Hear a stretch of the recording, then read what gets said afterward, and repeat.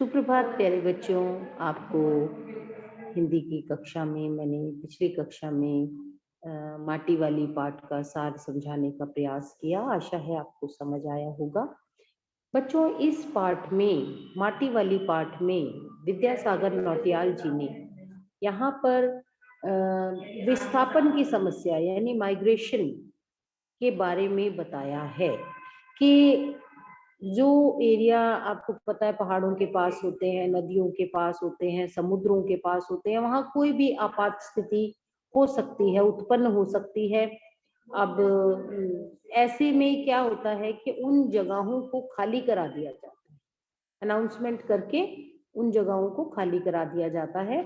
और वहां पर जो बसे हुए लोग होते हैं, उन लोगों को उसके आसपास ही कुछ ऐसा जगह पर ठहराया जाता है या जगह दी जाती है जहां पर वे रुक सकें और जहां पर उनको बसाया जा सके। ठीक है, तो ये जो कहानी थी माटी वाली, इसमें विद्यासागर नौटियाल जी ने विस्थापन की समस्या को उजागर किया है और साथ ही साथ समस्या से मजदूर और गरीब लोगों को कितना दुख भोगना पड़ता है, उनकी पीड़ा को अभिव्यक्त किया है।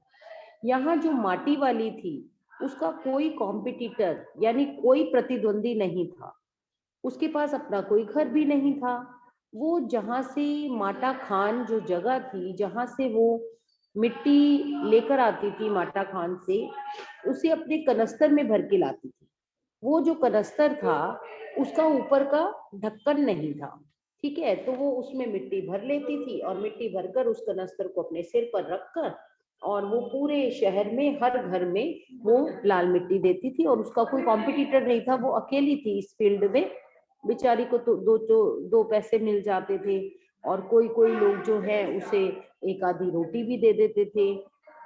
अगर सब्जी नहीं होती थी तो साथ में चाय भी दे देते थे। ठीक है, तो इस प्रकार से वो जो बूढ़ी औरत थी वो अपना भरण पोषण करती थी। अब वो बूढ़ी औरत किसके साथ रहती थी? अपने बूढ़े के साथ। अब बूढ़ा कहाँ था?